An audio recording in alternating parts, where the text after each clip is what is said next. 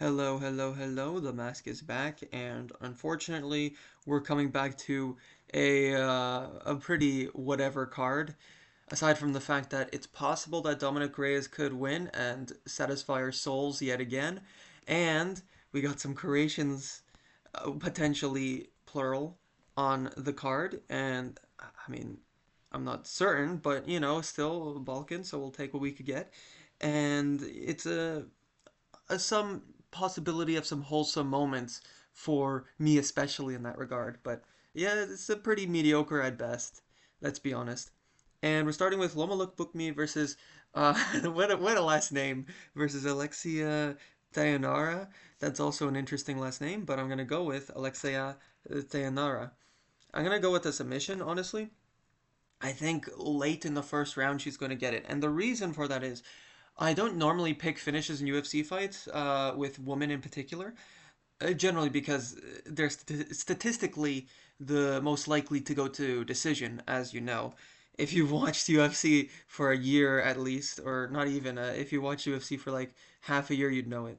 But Loma Lookbookme, she has really good Muay Thai for sure for UFC. But the fact that she took this 6-5 girl, Estela Nunes, to a decision, I'm not a fan of that, and I understand that the records can be deceiving. I understand that fully, but I just think that in quite some time she hasn't needed to fight any grapplers or improve her grappling because the fact that she hasn't fought any grapplers that are actually somewhat decent. And Molly McCann has never been that great in the grappling, let's be honest. But the fact that she was able to dispose of her, Alexia, I'm referring to, she was disposing of Molly McCann in about the even was it even less time than Aaron Blanchfield? It might have. Now Aaron Blanchfield landed a bunch of like ground and pound shots, so it's arguably more dominant.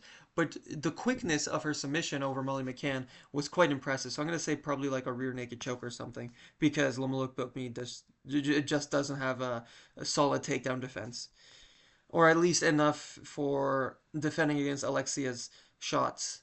And Alicia Ellison. I might be pronouncing that first name a little off, but Brando Perisic. You know who I'm going with here. I'm actually really surprised that the odds, as far as the topology picks, switched so drastically. Bro, I can't speak. What is going on? Is it? Did I say it right? Actually, is it drastically? Whatever. Point is, it was like 50-50, or at even one point it was Ellison up by like 54%. Now it's 64 for Perisic, and I'm definitely picking the Balkan Bear. Let's go, the Balkan Bear. I'm going with second round TKO on the ground. I'm going to say that it's kind of a feeling out process on the feet early on. They're kind of just swinging bombs at each other for a bit, and they're kind of like throwing. I'm gonna say that they throw like 10 significant strikes in the first round each, and then in the second round, when they notice that the crowd's kind of booing, they pick it up a bit. Perisic maybe fakes an overhand into a takedown, and then he lands some ground and pound to finish the fight. I was really surprised at how short Ellison is, so I think that the size is going to be on display here, especially even seeing the weight as well. I didn't even notice that. I didn't pay attention, but in the weigh-ins, you could certainly notice without paying attention the height. It's immense, the difference. Although the reach is not too far separate from each other. And Michelle Montague and Luana Carolina. I'm going with wow. Wow, those odds. I'm going with Luana. Do I go with Luana?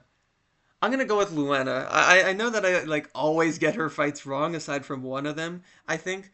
But I think that she has proven so many times over and over again that she's such a crafty vet. The UFC might cut her though because she, unless she gets like a round three finish against Stolyarenko, she's usually just kind of like outpointing her opponent, stalling up against the fence a bit, jabbing a few little pitter pat leg kicks, just doing enough to be ahead of her opponent.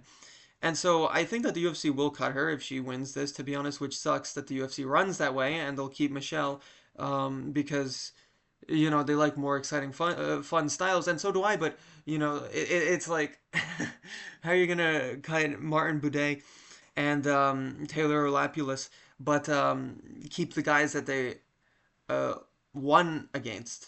Keep the guys that lost, I should say. But I think that she's just going to be a little more technical. I think that if Michelle gets it to the ground and she gets like the back, or because from what I've heard, she's like solid in the grappling. I haven't actually seen Michelle fight as of late, or even as far as my memory serves me at all. But if she is what people are saying she is, a really good grappler, then I could see like a rear naked choke if she gets the back, or maybe maybe she's one of those grapplers where if you try and take her down, she gets a guillotine on you, like a Tatiana Suarez, Jessica Andrade type of thing. So I'm gonna say decision though. I just don't. I'm not gonna rely on those potential submissions that I don't know she has. Even though most of Topology seems to think she does have a really high submission chance, I just don't know. And Colby Thickness versus Josias Musasa. I'm going with Josias because Colby Thickness, look, Alejandro Topuria dominated him. I'm sick of people acting like he didn't. People were like, "Oh, he arguably won the third round, and it was actually quite competitive. He was kind of piecing him up in the second round." What are you talking about? If you actually slow mo, if any of these people who say that actually slow motion rewatch what happened in the fight, like these like these YouTube shorts that just like showed 20 seconds or even less of the fight with the slow mo and a music and like a like a filter. They have like slow mo, like a ton of slow mo, and you could actually see the shots individually, how much they land for certain fights. And in one of the cases with Alejandro Taporia, you could just see so many of these jabs that Colby was flicking out there with the flimsy jab. He was just like not landing any of them, and people were just assuming that he was landing them because the fidgety head movement of Alejandro Taporia was making it look like he had his head popped, and because Colby Thickness has like a flicky jab that's super fast, so it looks like he's actually hitting him. But Alejandro Taporia's head movement is so good that he was just like barely leaning away, and it was not hitting. So all that to say, Colby Thickness, he really has like nothing that's threatening. I understand that was like a week's notice fight for him, but it really was nothing for Alejandro to worry about, aside from the fact that he could get outpointed if he doesn't throw. And that's one thing I worry about with Alejandro, is his patience. Sometimes he could be a little too patient, like a little unlike Ilya, although he does share certain other things, obviously, in the game, like the why has this become like an Alejandro Topuria glaze? I gotta say, I guess it's just to overcompensate for the amount of people hating on Alejandro Topuria. But he has the suplex, he has like the really good overhand.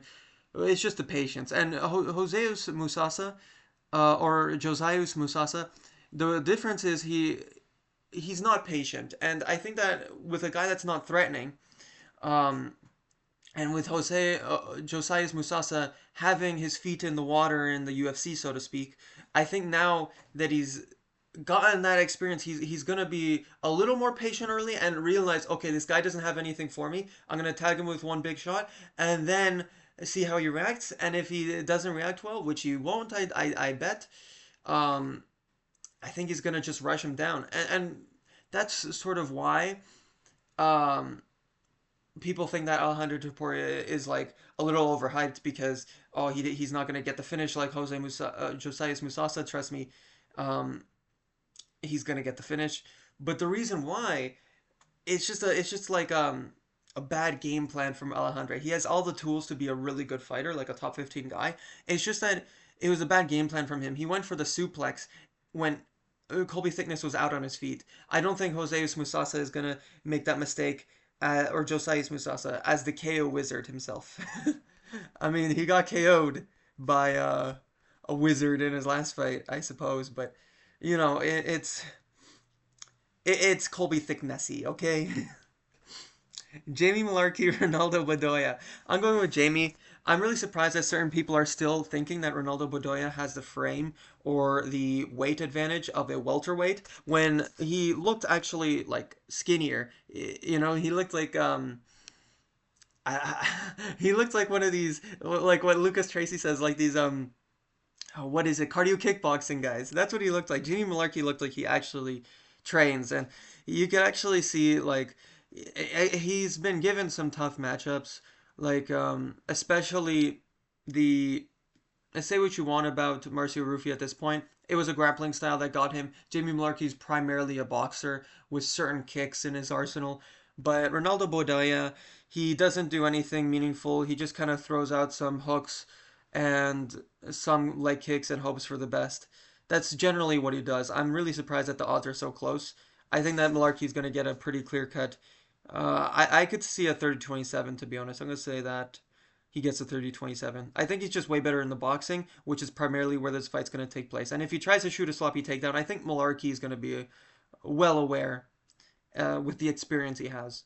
So yeah, probably just piece him up with some counters and some jabs and some hooks. Cam Roustan and Andre Petroski. I'm going with Andre Petroski. The only thing that's a little worrying here is the sheer height advantage, the contrast that you could see in the weigh-ins. I don't think that he's going to be able to stay on his feet because you had a Taurus Finney take him down at will and making a decision. I don't recall if it was a 30-27 or a 29-28, but I do know that if a Taurus Finney, who although is a ball of muscle, is super short and not really that meaningful offense is being given from him, not a lot of ground and pound. You know this if you've seen his last fight.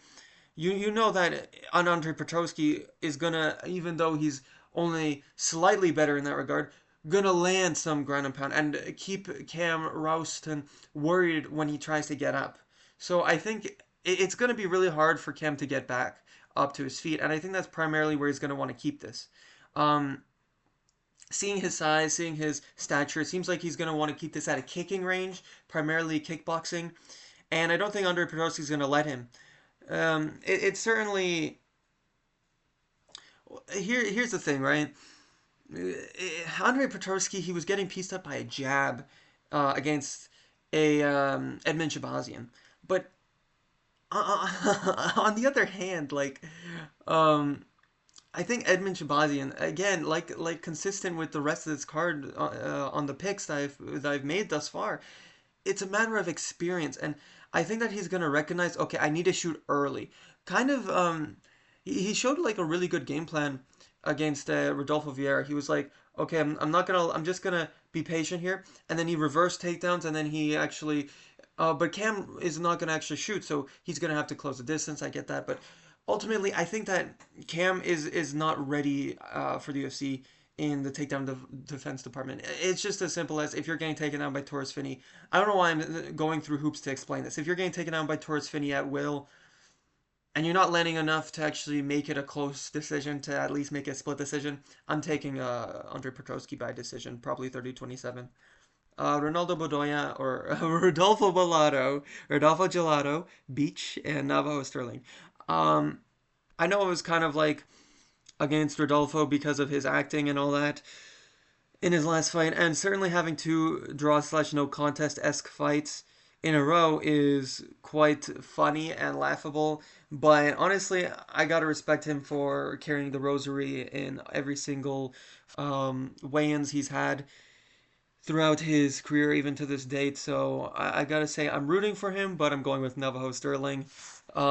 Because of Rodolfo Bellato's sheer grit to, against Jimmy Crute make it to a draw after going bad 10-8 in the first round. I think he has the strength and the toughness and the will. That Paul Craig was a one-off. He wanted to get a win off that. He wanted to get a DQ win. Navajo Sterling, he has really good leg kicks, really good jabs. We know this. However, it's just a matter of Rodolfo Bellato does not have very many meaningful tools on the feet. He has alright boxing, he has alright leg kicks himself, but Navajo Sterling has him up by like 5 times in that regard. He has like much more snappier fast kicks, and he has a better straight punch arsenal. Whereas Rodolfo Bellato, he sometimes relies on the leg kicks and getting into the clinch to work his boxing. Otherwise, if he has to deal with straight punches, it's a little hard because Jimmy Crute, even though he's not known for his straight punches, was landing quite a few at will. Let's be honest. And so ultimately, I'm gonna pick a. I could see another finish, but we're going with lots of decisions on this card. I'm gonna say 29-28. Maybe he gets taken down because he got taken down by like a Tuco Tokos and even an Ivan Ursulin, I think. But yeah, I'm going with 29-28. Tom Nolan and Shepe or Shepe Mariscal, Charlie Campbell. I mean, I don't know. He kind of has a bit of a Shepe Mariscal look to him, doesn't he? Um, I mean, the no, not really, but Tom Nolan and Shepe. I'm going with Shepe, honestly. I'm going with a round one KO. I think that the problem that he's faced in his career, particularly in the fact that people think that the Trevor Peak fight was relatively competitive, and the idea or notion that oh he's chinny because he got caught against Chris Duncan in his Contender Series fight. He was whooping up Chris Duncan, and the same thing happened with Trevor Peak. It's just a cope because people like Trevor Peak because he's a wild man. But against a Chris Duncan, it really was a fluke. It wasn't a matter of his chin. It's just it was the perfect shot. Sometimes it's just the perfect shot puts you out. And Tom Nolan, even though he has a very long, rangy, sort of Corey Sanhagen-esque style for the lightweight division, people pointed out.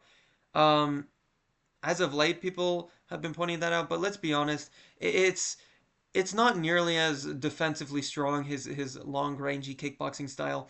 It's certainly there. It certainly he certainly has a unique long like kicking style, and he actually has some alright pocket boxing, especially against a Slava Claus, um, Vyacheslav Borshiev. But the problem with Vyacheslav is he's quite stationary and plotty, and what he has to do to get his meaningful punches in is similar to Rodolfo Bellato, but even though he's a little more skilled, I'm not comparing him completely to Rodolfo Bellato here, but it's similar shades of gray, so to speak. He has a tendency to only rely on getting into the pocket unless it's a body shot. Sometimes he can get a rangy body shot in, but for the most part he relies on pocket boxing. He has to get really up and close. Vyacheslav. But Charlie Campbell, he has that, and he also has some pretty decent rangy tools. He's not so plotty. He has a better height and reach. And even then, Vyacheslav arguably had a 29-28 decision against Charlie Campbell. And I think Charlie Campbell, did I say that I'm all over the place. I'm thinking like, is it Charlie? Is it Vyacheslav? Is it Tom Nolan I'm talking about? Point is, I think Charlie Campbell is basically going to be able to do a lot of what Vyacheslav did, but even better because he's not as plotty with his footwork. He's going to be able to cut off angles. He's going to get the outside foot battle and win excessively or decisively. And I think that the kicking game is going to be a little hard for him at first, but I think he's going to find his range and he's probably hit him with the jab, come over with the left hook, and then hit him with the right straight. I think it's going to be something like that. I know that's a bit specific, and it might not go that way, but I think he's going to find the right angles. He has like very good in and out boxing. I think. It was just a matter of he got a little too hungry for the finish against Chris Duncan. It's those guys against Trevor Peak and Chris Duncan who are more small, his size, that are able to find the counters when he's getting a little too reckless. That sometimes people think, oh, there's holes in his game, and there is, but he's underrated and he's a prospect to look out for sure. And Jake Matthews versus Neil Magny. I'm going with. Did I pick a first round KO there? Just making sure. Yeah. Um, yeah, I'm going with Jake Matthews, 30-27. Pretty clear cut, decisive. I think a sub is certainly possible, considering that um, Mike Mallet, although he's actually a little underrated these days, to be honest, was able to actually slam Neil Magny and get some ground and pound shots, some nice ground and pound shots. Almost got to the back at moments. And I think Jake Matthews, seeing his improvement on getting the back, and getting that rear naked choke against Chidi Nichidawani, I always mess up his last name, but doing that was quite impressive. It shows his back taking improvements. And Neil Magny, he's not really like I think Gilbert Burns with that arm triangle. I know it's Gilbert Burns, but he's not really able to put up much offense against your submission attempts. I've noticed. So I think that it's certainly a possibility to get a submission. That's certainly quite an underrated pick here. But I think Jake Matthews is gonna like his um, he's gonna like his chances on the feet as well because Neil Magny, aside from pumping that jab and sometimes the 1-2, especially if you're gassed, he doesn't really offer that much on the feet. He more primarily relies on you gassing or wearing yourself out in attempts of a finish to then come back with the 1-2, to come back with a couple like flimsy leg kicks, some loopy shots around the guard and then taking you down and then just relentless ground and pound. He's sort of that kind of a guy where he's like he's the definition of a crafty vet. But Jake Matthews, his hooks, his 1-2, his in and out movement, his head movement, is a lot of the same shades of Charlie Campbell, honestly. Although the difference is sometimes against these guys like a Francisco Prado, he'll hang in the pocket a little too long, and he'll make it more competitive than it needs to be. But Neil Magny does not have the pocket boxing to keep him worried, to be worried of Jake Matthews like it counters and his fast-paced body head mixing the shots beautifully. Like Jake Matthews is a very good boxer for the division, and he's improving his grappling. So I think a well-rounded, crafty 30-27 unanimous across the board. Jack Jenkins, Jack Jenkins by TKO. I suck at doing the bedtime impression of Jack Jenkins, but yeah, Ramon Tavares got pieced up by old, and to be honest, he's still really good, but an old Davy Grant.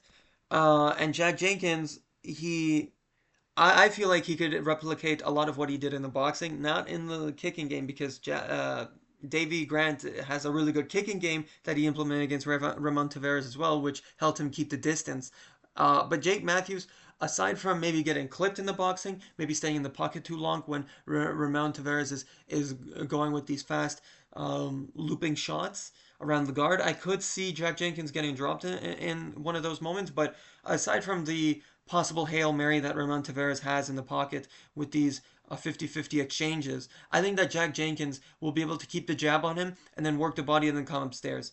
Lots of these guys on the main card are going to work the boxing, I've noticed. So I'm going to say, could I see a finish? Ah, man, I'm going with lots of decisions on this card, so I don't know if I want to go with another decision. It's just the problem is with Ramon Tavares, you don't really know because he's so fresh in the UFC, like, can he be finished? I mean, he might have been one of his losses, I might be forgetting, but I don't know how his chin is. I don't know if Jack Jenkins is going to be able to find the off switch. So I'm going to say a 29-28 with maybe one moment where he gets dropped because he got dropped against the last guy he fought, I think, Daniel Santos. Was that the guy? Gabriel Santos, that's the guy, yeah. And Ivan Urslan, let's go, baby! I'm going with Ivan Urslan, I don't care. It's just, it makes sense for him to win here. Just think about it. I mean, okay, yes, before we even discuss the fight, I understand he's on a 2-fight loss streak here in the UFC, okay? But think about it. Just think about it here. There's certain times and places where you just have to pick the underdog who's on a loss streak. I understand Tony Ferguson, if you picked him against Michael Chiesa or you picked him against Paddy Pimblett, Bobby Green, those were mistakes that you shouldn't have made. But Dominic Reyes against, what's his name, Dustin Jacoby, these guys, these sort of examples, there's certain bounce back fights. A Piotr Jan against a Song Yadong. There's these sort of bounce back moments where it's like you gotta pick them. You just gotta. And I seen that a few people, like 3%, are now actually joining the bandwagon. Is that how you say it?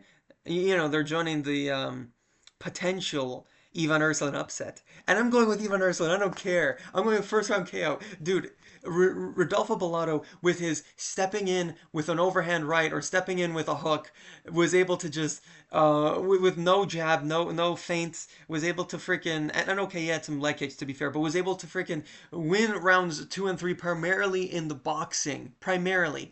And even Urslan, his specialty is his boxing. Sometimes he'll go to a takedown. Sometimes he'll go to some leg kicks, but he's mainly a boxer, which is certainly a worry for him in his career. But think about it. Jimmy Crute gets rocked all over the place by these pocket boxers. Ivan Urslan does so well in the boxing close range, tight, practically clinch range is his best work. And even against Navajo Sterling, like both of these guys that he was losing to, he was winning until or keeping it close until he didn't. Okay, well, against Ion Kutulaba, it was actually kind of the opposite, where he was losing until he was winning. But my point still stands. He's able to keep it close with these guys that are just shy of the rankings, especially Navajo. He's practically just 2 wins away from the rankings. Just got to give him this layup against I can't believe I'm forgetting Rodolfo. It's not a layup, but I don't think he'll get subbed or come back ground and pound TKO would. I don't think that'll happen. But Ivan Erslan, man, I think this is a chance. They're giving him this co-main spotlight here as a. It's supposed to be a Jimmy Crute comebacks first submission. He's back in his home crowd. It's supposed to be that sort of homecoming, but oh man, I don't like Jimmy Crute's chin. His guard is not that good. It's pretty. He leaves his elbows kind of. He doesn't leave them tucked. He doesn't leave his shoulders tucked either. He kind of just puts his hands on the forehead, and it's open for hooks around the guard. It really is, and um other than the takedown defense from Ivan, I don't see much threat for him here. I don't see leg kicks. I don't see boxing. I don't see Muay Thai as a problem. I don't see anything striking related as a big problem for him, unless he just gets chinned in the right spot, because certain in the third round and in the first round of Ian Cutelaba and Navajo Sterling, certain moments left worries for me. But I just see this as like a perfect opportunity for Ivan to get because he's never gotten an easy matchup in the light heavyweight division. Let's be honest, he never got a Marcin Prachnio where all his chances are is a fluky head kick or something, or a Devin Clark. He never really got those easy matchups. So I think that even though Jimmy Crute's kind of working his way back up in the division, that's what people are perceiving. I think this is Ivan's chance to upset the crowd. Yeah, yeah, let's go. Light heavyweight champion incoming. No, I'm joking, but who knows? Maybe. And I'm Dominic Reyes is back, okay? Against Carlos. It's basically good versus evil, let's be honest. You should see that in the thumbnail too. But I'm going with Dominic Reyes. No, I'm not.